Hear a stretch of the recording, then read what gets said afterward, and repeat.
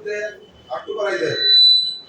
মাদকের বিরুদ্ধে কথা বলার কারণে মাদক ব্যবসায়ী আলামিন চায়না রিপোর্ট এদের দ্বারা আমাকে হত্যা, আমি সহ আরো কয়েকজনকে হত্যার পরিকল্পনা।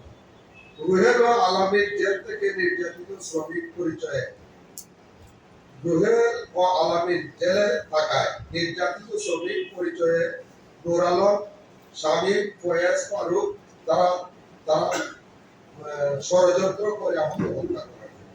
প্রথমে আমার কাছে চাঁদা দাবি করা হয়, আমি চাঁদা দিতে অস্বীকার করলে আমার অধীনে পরিচালিত গাড়িগুলো আটকাইয়া চাঁদা আদায় করে আরো আমাকে ঘটনাস্থলে উপস্থিত করার জন্য লাইভে ভিডিও করে।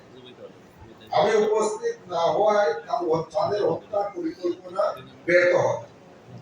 আমি সেটা বুঝতে পেরেছি, আজ পর্যন্ত তাদেরকে আমার চাঁদা দিতে হচ্ছে। আমি খুলনা, সিলেটের বিভিন্ন লাইনে লেবু আড়তদারি সহ ক্যারিং করে থাকি। আমার এ পর্যন্ত 3,17,00,000 টাকা বিভিন্ন ময়ালে আমার পাওনা আছে, আমার কাছে রেকর্ড আছে, দলিলপত্র আছে এবং পাইকারদের ঠিকানা আছে। আমি এই ব্যবসাটা ত্যাগ করে আমি নিরুপায় হয়ে মাদকের বিরুদ্ধে কথা বলার কারণে আমি স্বরাষ্ট্র মন্ত্রণালয় এবং স্থানীয় নেতৃবৃন্দ সবাইকে আমি চিঠি দিছি এবং আমার নিরাপত্তা খুব সংকট হয়, আমি নিরাপত্তা পাচ্ছি। সম্মানিত সাংবাদিক ভাইরা, এদিকে সম্প্রতি আমার একটি চক্র আমাকে নিয়ে নতুন চক্রান্তে লিপ্ত হয়েছে। সংবাদ প্রকাশ করা হয়েছে যে রুহেল ও আলামিনকে বাড়া করা হয়েছে আমাকে আরো কয়েকজনকে হত্যার উদ্দেশ্যে। প্রথমে বিষয়টি গুরুত্ব না দিলেও পরে বিষয়ে গভীরভাবে অনুসন্ধান করলে বিভিন্ন সাংবাদিক তথ্য সামনে চলে আসে। অনুসন্ধানে জানা যায় যে চায়না রিপোর্টের পক্ষে শ্রীমঙ্গল থানায় বিভিন্ন তদবির করেছেন। একই সঙ্গে সোনার বাংলা রোডে মাদক ব্যবসায়ী সকলের সঙ্গে ওইসব ব্যক্তিদের ঘনিষ্ঠ সম্পর্ক রয়েছে বলেও অভিযোগ উঠে। এছাড়া মাদক কারবারি রুহেল ও আলামিনের সঙ্গে গভীর যোগাযোগ ও বিভিন্ন আলামত পাওয়া যায়। মূলত এই মাদক কারবারিদের বিরুদ্ধে আমি সবসময় সোচ্চার থাকি। একাধিকবার এই সময় বিষয়ে আমি লাইভে এসে কথা বলেছি, যে কারণে মাদক ব্যবসায়ী আমার বিপক্ষে থাকে সবসময়। আর এই সুযোগে এই মাদক কারবারিরা আমার ব্যবসায়ী শত্রুর সঙ্গে একত্রিত হয়ে ষড়যন্ত্রে লিপ্ত আছে। সম্প্রতি আমি লেবুবাজারের প্রয়োজন ব্যবসা শুরু করার উদ্যোগ নিই। নূরে আলম নামে এক ব্যক্তি নির্যাতিত মোটর শ্রমিক আমার ঘনিষ্ঠ লুকোয়ার চেষ্টা করে বা আমার কাছে আসলে আমার সন্দেহ হয়, পরে তার গতিবিধির উপর নজরদারি শুরু করি। এক পর্যায়ে গত 6 মে 2026 রাতে 9টার দিকে সিলেট গ্রামে একটি লেবুর গাড়ি আটকে আমার কর্মচারী পারভেজের কাছ থেকে জোরপূর্বক 4,300 টাকা আদায় করে নূরে আলম, শামীম ও ফয়েজ। বিষয়টি জানতে পেরে তৎক্ষণিক প্রতিবাদ বা কোনো ব্যবস্থা না নিয়ে আমি পরিস্থিতি পর্যবেক্ষণ করতে থাকি। একই সময় জমশেদ এন্টারপ্রাইজের মালিক যন্ত্র সাহেব সিলেট লাইনের গাড়ি থেকে টাকা দিতে অস্বীকার জানালে তাকে হুমকি দেওয়া হয়। পরদিন শ্রমিক দলের সভাপতি মোহাম্মদ আলী ফারুক, নূরে আলম, শামীম সহ কয়েকজন ব্যক্তি পুনরায় জমশেদকে চাপ প্রয়োগ করে। গোপন সূত্রে জানতে পারি ওই সময় আশপাশে দেশীয় অস্ত্র সহ কয়েকজন অবস্থান করছিল। এতে আমার কাছে প্রতিমত হয় যে আমাকে ঘটনাস্থলে নিয়ে পরিকল্পিতভাবে হামলার চেষ্টা করা হতে পারে। পরিস্থিতি বিবেচনা করে আমি জমশেদকে টাকা দিয়ে দিতে বলি। 8 মে 2026 শুক্রবার সন্ধ্যায় পৌর শ্রমিক দলের সেক্রেটারি মোহাম্মদ ফারুক আহমদ আড়তদার বাবুলকে মোটরসাইকেলে তুলে বিএনপি আহ্বায়ক নূরে আলম সিদ্দিকী সাহেবের অফিসে নিয়ে যান। সেখানে লেবু বাজারের ব্যবসা নিয়ে আলোচনা হয় এবং বাবুলের কাছ থেকে এ বিষয়ে অবগত হন। এ সময় বাবুল জানায় এই ব্যবসা বৈধ মালিক জনাব নূরে আলম সাহেব বিস্তারিত জেনে ফারুককে উদ্দেশ্য করে বলেন, লেবুবাজার তাদের বৈধ ব্যবসা, ওখানে তোমরা কেন যাচ্ছ? এবং বাবুলকে চলে আসতে বলেন। বাবুল ফারুককে রেখে চলে আসে। একই রাত্রে আলম নির্যাতিত শ্রমিক ওয়েসকে নিয়ে জমশেদের কাছ থেকে সিলেট লাইনের নামে 2000 টাকা আদায় করে বলে অভিযোগ উঠে। রাত 11:30টার দিকে জমশেদ ও বাবুলকে রেল মসজিদের সামনে ডেকে প্রতিদিন 2000 টাকা চাঁদা দিতে হবে তারা জানায়। অন্যথায় ব্যবসা বন্ধ করে দেওয়ার হুমকিও দেয়। এটি এক ধরনের চাঁদাবাজি বা বর্তমান সরকারের নীতিবিরোধী। এদের বিরুদ্ধে ব্যবস্থা গ্রহণ করা জরুরি। পরিশেষে আমি বলতে চাই, আমার মূল ব্যবসায় যাতে আমি ফিরে যেতে পারি, সেই ব্যবস্থা সাংবাদিক মহল, প্রশাসন সহ শ্রীমঙ্গলের নেতৃবৃন্দ, দায়িত্বপ্রাপ্ত ব্যক্তির কাছে আমার জোরদার রইল।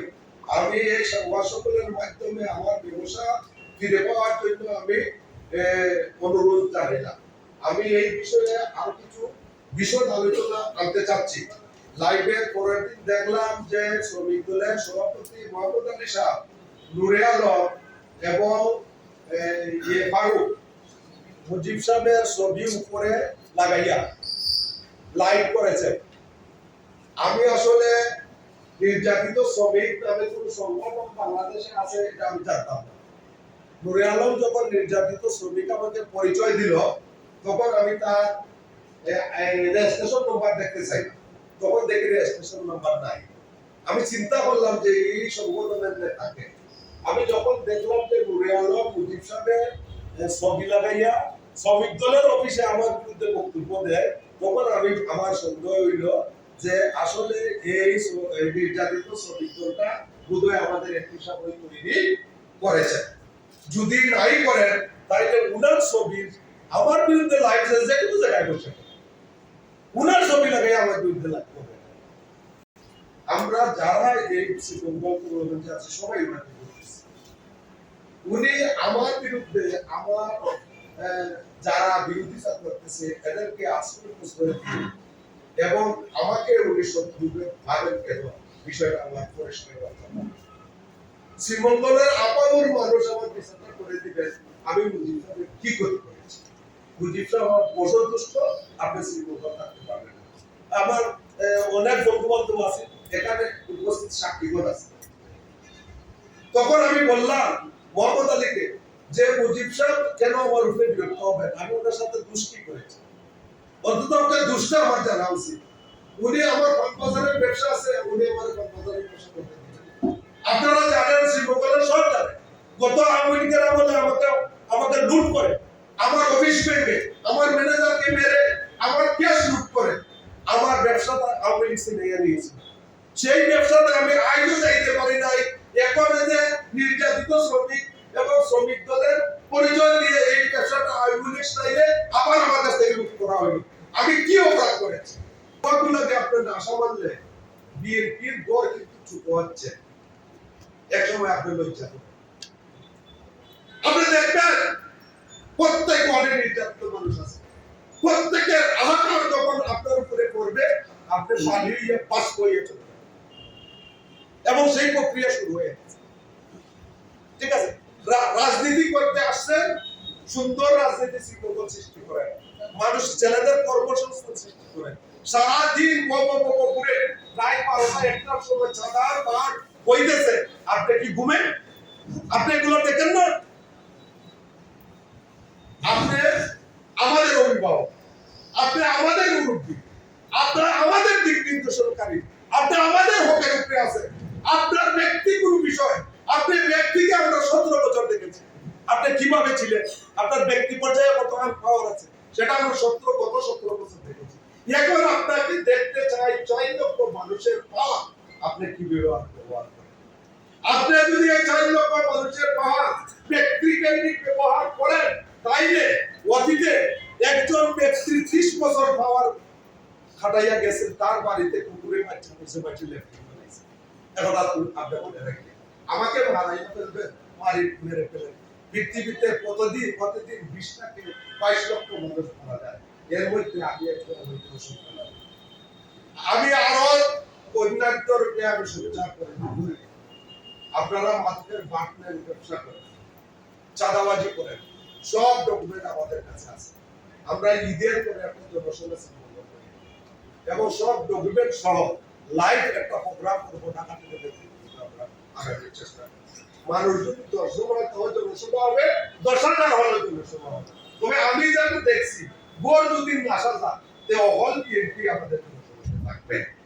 আমি তো বল বিএনপির ছোট ভাই বড় ভাই শ্রমিক ইডিয়নে আমার 300 মানুষ আছে, আমার নিজের ভাই সিন্ধুরকা আমার মানুষ আছে, আশিদুল আমার মানুষ আছে, জামশিদে আমার মানুষ আছে, মির্জাপুরে আমার লোক আছে, এরা সব আমার আত্মীয় স্বজন। লালবাগে আছে, বরুণাতে আছে, ঠিক আছে, আমার আত্মীয় স্বজন আমার কাছে থাকবে।